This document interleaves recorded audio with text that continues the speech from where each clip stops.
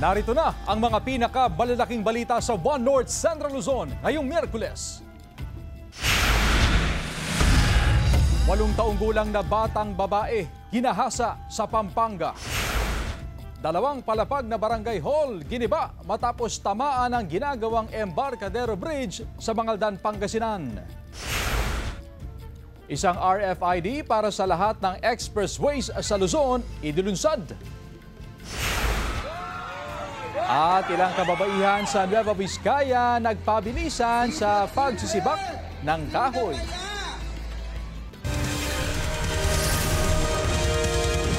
Ito ang GMA Regional TV, One North Central Luzon.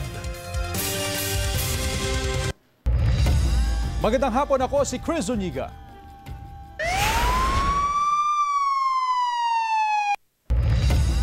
Walong taong gulang na batang babae ang ginahasa sa Mabalacat City, Pampanga. Sospek arestado. Naka-alerto Glam Caligdan, Dizon. Kritikal ngayon sa ospital ang 8 taong gulang na batang babae na si Ami. Di niya tunay na pangalan. Matapos umanong iuntog sa pader at hinihinalang ginahasa ng isang lalaki sa barangay Sapang Biyabas, Mabalacat City sa Pampanga. Base sa inisyal na investigasyon, huling nakita ang biktima sa isang Pisonet shop pasado alas 8 ng gabi noong Linggo, October 19. Ayon sa ina ng bata, magdamag siyang naghanap sa paligid noong Linggo pero hindi niya nakita ang anak. Kinabukasan ng Lunes, nagtungo siya sa barangay hall para humingi ng tulong at sinuri ang CCTV ng Pisonet shop kung saan huling nakita ang biktima. Sa video, makikita ang lalaking lumapit sa bata at tinapik ito sa balikat bago sila sabay na umalis. Ang bata na nandun po sa Pisonet kasi po doon allegedly, ang sabi ng nanay, doon daw po nagtatrabaho yung kanyang ate at siya po yung nagsasara ng Pisonet. So nandun din po yung bata. Ikot-ikot lang doon sa Pisonet, sa labas ng Pisonet. No, inoperan kasi yung bata ng 20 pesos. Kaya sumama yung bata sa suspect. Agad na naaresto ang suspect na isang 20 anyos na helper at residente rin ng nasabing barangay. Ayon sa otoridad, inamin ng suspect na dinala niya ang bata sa bahagi ng expressway. Agad na nagsagawa ng search operation at doon kinumpirma ng ilang kawani sa lugar na may nakita silang batang babae na mahina at may mga pasa at sugat sa katawan. Nagtanong po yung mga barangay kung may nakita po silang bata doon sa NLEX and positive na may nakitang bata at dinala po sa ONA dahil nga po itong bata wala na pong saplot at talagang critical, ma'am. Halos hindi po na imulat yung mga mata dahil allegedly ito nga po ay pinagpupukpok ng bato at pinag-uumpog kanyang ulo. Yung suspect in denial po siya sa mga aligasyon laban sa kanya. Nagtamo ng matinding sugat sa ulo ang biktima na patuloy na inoobserbahan sa isang ospital. Ayon sa pulisya, sasampahan ng kasong statutory rape with frustrated murder ang suspect, kaugnay ng Republic Act 7610 o Anti-Child Abuse Law. Wala pang pahayag ang suspect maging ang kaanak ng biktima. Glam Caligdan, Dizon, One North Central Luzon. 2 palapag na barangay hall giniba matapos tamaan ang ginagawang Embarcadero Bridge sa Mangaldan, Pangasinan. Yan ang balitang tinutukan live ni Jasmine Gabriel Galban. Jasmine? Chris, tuloy-tuloy pa rin ang konstruksyon ng Embarcadero Bridge dito sa Mangaldan, Pangasinan. Dinimolish na rin yung mga struktura na tatamaan ng proyekto, kabilang nga dyan ang barangay hall ng Embarcadero. 3 taon pa lang ang nakalipas nang maitayo ang barangay hall ng Embarcadero sa Mangaldan, Pangasinan. Pero giniba ito matapos sa tamaan ng ginagawang tulay sa lugar. Aminado ang chairman ng barangay na hindi pagmamay-ari ng barangay ang lote. Bagamat ito ay government property, hindi rin nila nakalang magtatayo ng bagong tulay sa old road ng barangay kung saan nakatayo ang kanilang barangay hall. Natamaan talaga yung bagong barangay hall. Balik ko lang yun halos hindi pa namin nagagamit kasi bali 3 taon yata lang yun. Ay, nasa gitna talaga siya, ma'am. Parang ganyan, nandun sa gitna. Hindi pwede iwasan, sir. Ang gusto nga mo namin doon, kaso sabi nga mo namin yung mga bata gaya nung... Hindi naman daw agad giniba ang barangay hall. Mismo ang kontraktor ang kumausap sa mga opisyal ng barangay at nangakong tutulong sa pagtatayo ng bagong barangay hall. Yun nga lang, hindi nito kasing laki ng ginibang barangay hall. Pero ang sabi ko naman sa mga kontraktor, pinag-usapan namin yun. Bigyan nyo kami ng yung pwede rin namin gamitin. Oo, opo. Yun ang sabi nila, pero ang maibibigay namin kapitan, bungalow type lang. Iniisip niya nga, unang-una yung mga tao, may mga sedula, ganyan kung ano. Hindi pinatibag hanggat hindi nagagawa. Ilang metro lang din ang layo ng bagong barangay hall sa Ginibang, Gusali. Nakatayo ito sa lupa na dinonate ng isang pribadong individual sa barangay. Nasa 100 square meters ang lawak nito na halos isang buwan pa lang ito na ginagamit ng barangay. Oo nga, nakuha dito sa kalsada, sa tulay. Okay, yun ang importante sa amin sa barangay. Siyempre, kailangan yun . Sa ngayon, tuloy-tuloy ang transaksyon sa barangay hall. Bagamat giniba ang dating barangay hall, hindi naman naantala ang serbisyo sa barangay. Chris, matapos na i-demolish yung 2-story building na barangay hall na pinondohan ng national government ng halos 3 milyong piso, ay sinimulan ng tambakan ng DPWH yung lugar. Makikita natin, Chris, na yung tambak ay pantay na doon mismo sa ginagawang tulay. Ang pinaka-concern ngayon, Chris, ng contractor ng proyekto ay meron pang mga struktura, mga bahay ito na tatamaan din ng proyekto. Kaya naman nakikipag-ugnayan na ang DPWH sa local government unit para ang LG ang makiusap doon sa mga may-ari ng struktura na tatamaan ng proyekto dito nga sa Barangay Embarcadero. Chris?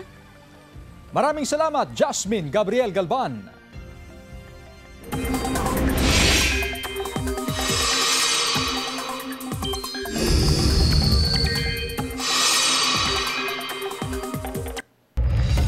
Mga kapuso, naging bagyo na ang low pressure area malapit sa Taiwan at pinangalan ng Salome.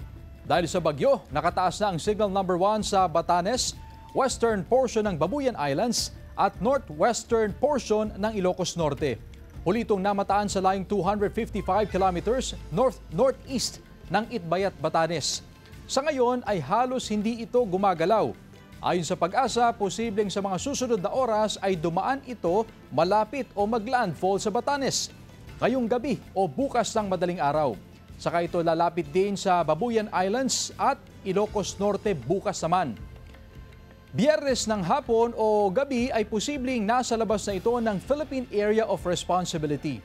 Bukod sa bagyong Salome, patuloy din ang pag-iral ng northeasterly wind flow at Intertropical Convergence Zone o ITZZ. At base sa datos ng Metro Weather, may tsansa pa rin ng kalat-kalat na ulan sa Northern at Central Luzon. Malalakas ang ulan sa ilang bahagi ng Ilocos Region, Isabela, Cagayan at Cordillera. Posible rin ang ulan sa iba pang bahagi ng bansa. Puspusa na ang pagpipintura at paglilinis sa mga nicho at paligid ng Roman Catholic Cemetery sa Dagupan City. May ulat si Sandy Salvacio. Kaninang umaga naabutan pa namin ang ilan na kinontrata para maglinis sa mga nicho sa Roman Catholic Cemetery sa Dagupan City. Binabayaran daw sila ng 600 to 700 pesos kada araw para maglinis at mag-repaint sa mga nicho. Habang ang karamihan sa mga naglilinis, nagtatrabaho naman para sa pamunuan ng Roman Catholic Cemetery.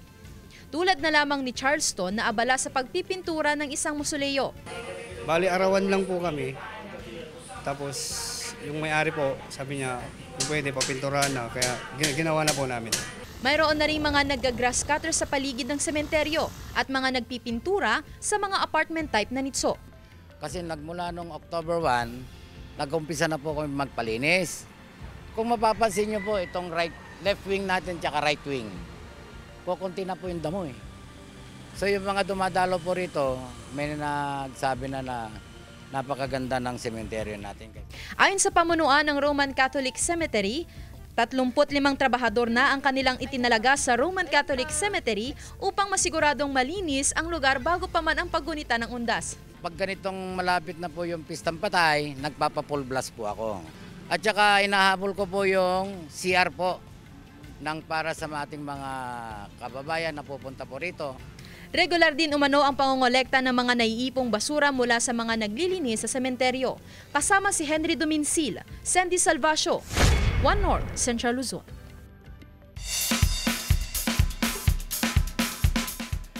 Nagpakita ng lakas ang ilang kababaihan sa Santa Fe, Nueva Vizcaya. Kayang-kaya kasi nilang magsibak ng malalaking kahoy.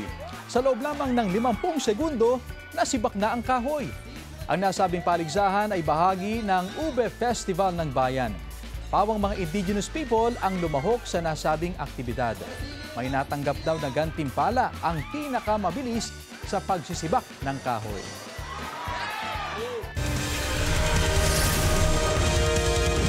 Ito ang GMA Regional TV, One North Central Luzon.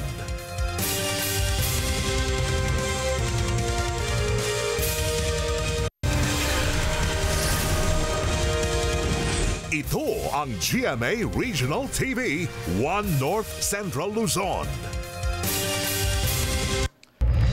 Consolidated na ang RFID system sa mga expressway sa Luzon. Pwedeng isang RFID account na lang ang gamitin para sa NLEX, NLEX Connector, SLEX, SETEX, TPLEX at C5 Link. Gayun din sa Cavitex, Calax, MCX, Star Tollway, Skyway at NAIA Expressway. Paano ba makakakuha ng One RFID sticker? Step 1, mamili sa service providers kung AutoSweep o EasyTrip at mag-register sa kanilang website. Pagkatapos, pumunta sa service centers ng AutoSweep o EasyTrip. Ipakita ang inyong enrollment ID para alisin ang lumang sticker at palitan ng One RFID. Pwedeng skip ang hakbang na ito kung bagong user kayo o isa lang ang sticker. Step 3, pwede na mag-load sa inyong account at ma-enjoy ang hassle-free na pagdaan sa mga tollgate sa buong Luzon. Panibagong pagbaba sa presyo ng local at imported rice sa Mangaldan Public Market na itala ngayong linggo. Narito ang report. Meron ng mabibiling 30 pesos na bigas sa Mangaldan Public Market. Ito'y matapos ang patuloy na pagbaba sa presyo ng commercial rice dahil na rin sa panahon ng anihan ng palay. Ngayong linggo lang, panibagong pagbaba sa presyo ng bigas ang naitala na nasa 5 pesos per kilo. Maging sa imported rice, bumaba rin ng piso hanggang 2 piso kada kilo. Kaya naman ang mga negosyante, iniiwasan muna ang pag-aangkat ng maraming bigas, lalo pat halos linggo-linggo bumababa ang presyo. Maraming bigas ngayon, kaya hindi kami umangkat ng marami.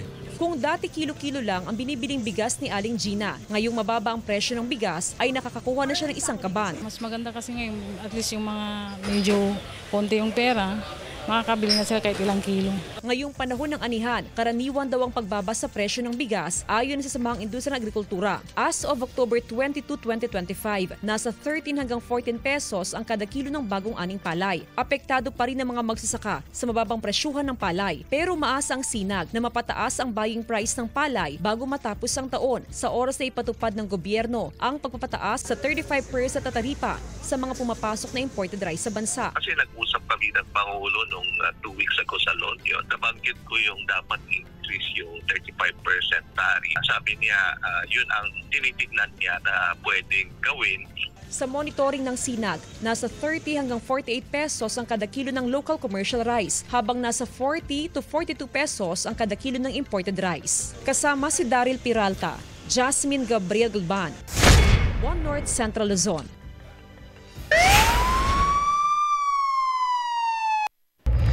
Patay ang isa umanong NPA leader matapos makaengkwentro ang tropa ng militar sa Norsagaray, Bulacan. Kinilala ang nasawi na si Jordan Mapon alias Boyong. Nasangkot umano sa extortion at ilang aktibidad sa Calabarzon. Ayon sa militar, nakatanggap sila ng tip tungkol sa presensya ng mga NPA sa sitio Balagbag sa Barangay San Mateo. Isang rifle ang kabilang sa mga na-recover na ebidensya sa lugar ng engkwentro. Patuloy na tinutugis ng militar ang tumakas na mga kagrupo ni Boyong. Na-recover naman ng mga operatiba ng 4th Mobile Force Platoon ng 2nd Cagayan Provincial Mobile Force Company at iba pang uniform personnel ang iba't ibang gamit pandigma at improvised explosive devices sa kagubatang bahagi ng Barangay Iska sa bayan ng Gonzaga noong linggo. Resulta ito ng 3 araw na operasyon ng otoridad matapos matanggap ang tip mula sa sumukong dating miyembro ng Communist Terrorist Group. Iba't ibang cartridges, rifle grenade, smoke grenade, improvised electric blasting caps, shotgun at iba pang na-recover sa lugar. Ang sumukong dating rebelde ay kinuhanan na ng debriefing report at pinabalik na sa kanilang bahay. Meron po tayong former rebel na sumuko sa atin. Tinuro itong dati nilang pinaglagyan ng mga gamit pang-digma noong nasa Kilusan pa siya. So agad tayong nagsagawa ng combat operation, tukuyin itong lugar. So natukoy po natin kaya nakuha natin yung mga war material.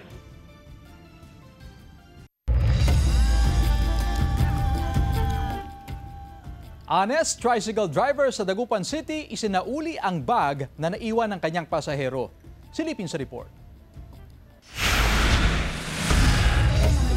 Ipinagmamalaki ng Public Order and Safety Office ng Dagupan City ang ipinakitang katapatan ng isang tricycle driver. Hindi kasi nagdalawang isip na isauli sa poso ni Florante ang nakita nitong naiwang bag sa gilid lang ng kalsada. Nadaanan ko po sa Burgos, nasa kalsada po. 3 kaming tricycle na dadaan. May kukuha na sana, kaso kinuha ko lang kasi yung kukuha yung walang prangkisa. Wala pa raw 1 oras, agad naman daw dumating ang may-ari ng bag. Nagtatanong-tanong sa barangay ng Barangay 4 kasi may mga CCTV.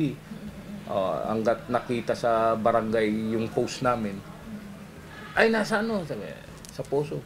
Kaya takbo dito. Ang bag ay naglalaman ng pera na nagkakahalaga ng 7,000 piso, ID at mga importanteng dokumento. Ayon sa tricycle driver, 2 beses na siyang nakapulot at agad itong naisauli sa may-ari. Nakakagan sa loob, ma'am. Siyempre, nakatulong po tayo. Samantala, nagbibigay rin ng gantimpala ang poso sa mga honest na Dagupenyo. Ako rin naman nagugustuhan ko yung pagka-honest niya kaya nagbibigay ako reward.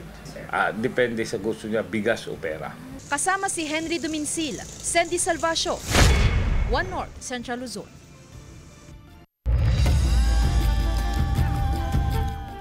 Mga umu-order ng kakaning daraman, nagsimula ng dumami ngayong nalalapit na ang undas. Sundan sa report ni Jewel Fernandez.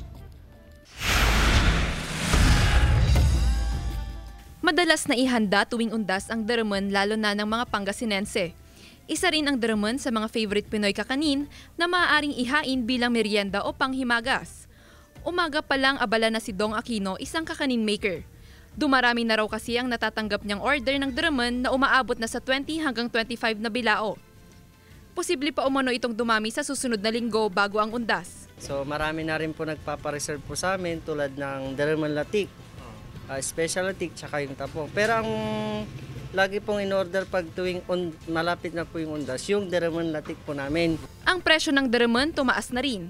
Mula sa 650 pesos, ngayon umabot na sa 850 pesos ang kada bilao. Tumaas na raw kasi ang presyo ng mga sangkap na ginagamit sa paggawa ng daraman, tulad ng malagkit na itim, asukal at iba pa. Opo, so nasa yun, 1 kalahating kilo, may higit. Opo, kailangan itas din po namin yung presyo para kahit papano may balik po yung puhunan. Pero para sa mga kapos sa budget gaya ni Jimmy, siya na lang ang bibili ng sangkap at gagawa para makatipid kahit papano. Kami na lang, bibili na lang. Si Lolo to. Kasama si Ron Taniedo, Jewel Fernandez, One North, Central Luzon.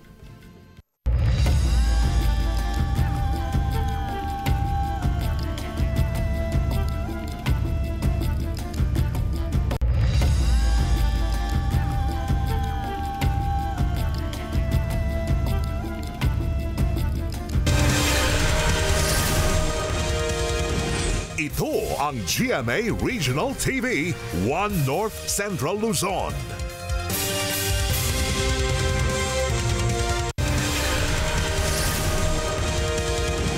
Ito ang GMA Regional TV, One North Central Luzon. Paglilinis sa Mangaldan Municipal Cemetery, puspusan, traffic rerouting ipatutupad simula sa susunod na linggo. Sundan sa report. Mahigit 1 linggo bagong undas, malinis na ang loob ng Mangaldan Municipal Cemetery. Wala na ang mga damo sa paligid ng sementeryo. Gayon din ang mga basurang naiwan sa loob ng sementeryo sa tuwing merong inililibing doon. Tinambakan na rin ang bahagi ng sementeryo na dating nalubog sa baha. Noon pa raw nakaraang linggo ay ipinag-utosan ng lokal na pamahalaan ang paglilinis sa sementeryo. Disney na inumpisa milatan. Paano aray talo na aray, puntod na aray natin, malinis sabihan dalang malinis. Malinis lang, mabanag. Mas maganda pag masabi sa ating mga kababayan na mas maaga nang maglinis, and of course sa ating solid waste management at ating pang kasama sa GSO. Bukod sa kalinisan sa sementeryo, nakahanda na rin ang ipatutupad na traffic rerouting sa mga pangunahing kalsada patungo sa mga sementeryo sa bayan. Epektibo, sa susunod na linggo, gagawing one-way ang ilang kalsada para maiwasan ang traffic congestion. Inaasahan na simula sa susunod na linggo ay dadagsa ng mga magtutungo sa mga sementeryo.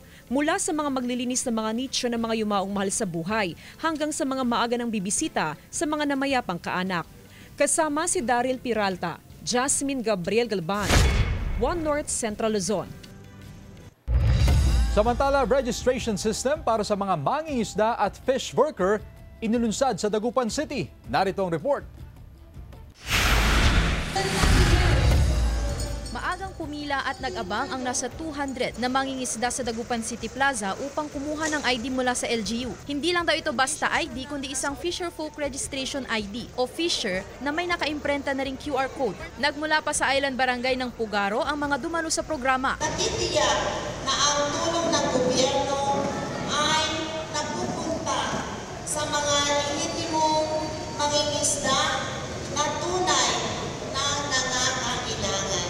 Alinsunod ang Fisher System sa Section 19 ng Republic Act No. 8550 o ang Philippine Fisheries Code of 1998 na nag-aatas ng pagtatag ng Standardized National Registration System para sa mga mangingisdang saklaw ng pamahalaang bayan o lungsod. Layon nitong mapabilis at may saayos ang pagkolekta ng datos ng mga mangingisda sa bansa. Magiging batayan din ng ID sa pagpili ng mga benepisyaryo ng iba't ibang programa at proyekto ng gobyerno para sa mga mangingisda. Kahirapan ng buhay namin. Kapag may sinabi sila, hindi pupunta kami. Lalo na may mga asawa mo, may mangingisda, harap buhay, kailangan may i-present ang ID. Mga kailangang ibibigay, kailangan i-present na lang ang ID. Mahalaga raw ang ID sa mga mangingisda lalo na tuwing may ibabahaging tulong at serbisyo ang pamahalaan. Parang pinipili din kasi yung nabibigyan. Maganda rin po yung ginawa ng syudad sa City Agriculture Office na gawing official po na may ID na rin po mga mangingisda po. Unang batch pa lang daw sila ng Fisher System. Hinihimok ang iba pang fisher folk sa lungsod na magparehistro para rito. Kasama si Daryl Peralta, Sandy Salvacio, One North Central Luzon. Mga kapuso, mag-uumpisa na ang big time pamaskong handog na Proof of Purchase promo ng GMA. Ang Kapuso Big Time Panalo Season 4. Mamimili o sari-sari store owners pwedeng magpadala ng entries at may chance sa manalo ng malalaking papremyo ngayong Pasko. Over 7 million pesos ang ipamimigay, kabilang na ang 4 na may chance na manalo ng tig 1 million pesos para sa Lucky Mamimili at sari-sari store owners sa Grand Draw. Abangan ang maswerteng mananalo ng pangkabuhayan package worth of 50,000 pesos. Bukod sa maaring manalo ng 1,000 pesos daily at 7,500 pesos weekly cash prizes mula simula hanggang sa Grand Draw. Isa ring dapat abangan at pakinggan ay ang jingle ng network promo na inawit at kinanta ng The Clash 2025 Big Winner na si Jong Madaliday. Ang official sending of entries ay nagsimula na noong October 18 at magtatagal hanggang December 26, 2025. Bukod sa participating Mercury Drug branches, GMA Regional TV and radio stations, pwede na rin maghulog ng entries sa selected outlets ng Pure Gold nationwide. Mag-iingat sa fake news, fake Facebook accounts o scam text. Tutok lang sa GMA o bumisita sa official Facebook page at microsite ng GMA Promos para sa complete mechanics at announcements.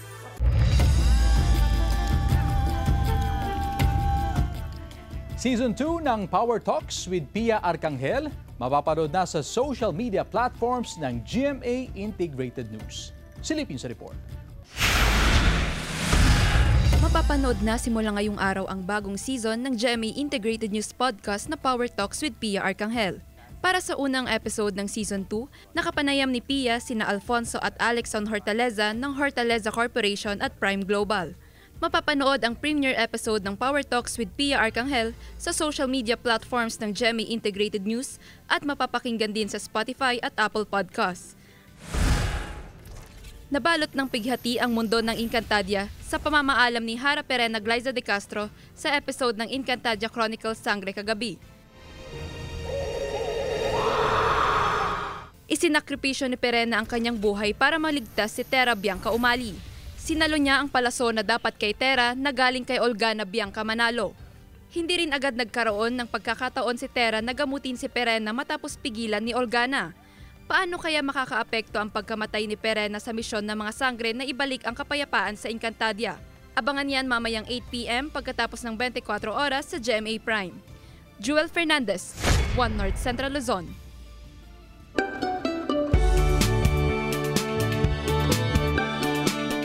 Patok na pasyalan ang kakaibang talon sa Barangay Bansing, Bayumbong, Nueva Vizcaya. Malaparaiso ang ganda at napakaputi ng bumabagsak na tubig mula sa itaas ng bundok.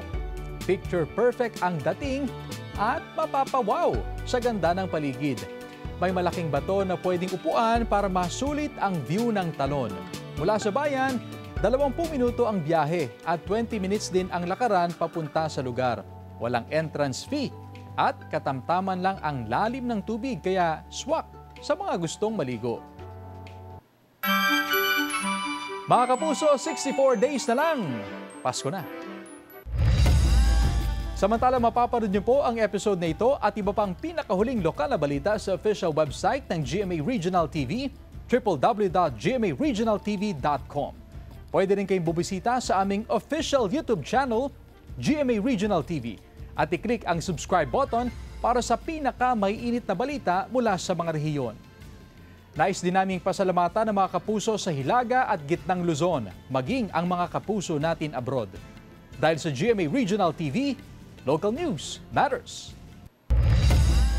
At yan ang mga pinakamalaki at pinakahuling balita sa Hilaga at Gitnang Luzon. Maraming salamat sa pagsama sa amin pati na ang mga kapuso sa ibang bansa na tumutok sa mga balita sa rehiyon. Ako po si Chris Zuniga. Kami, ang GMA Regional TV, One North Central Luzon. Buong puwersa para sa mas malaking misyon at mas malawak na paglilingkod sa bayan.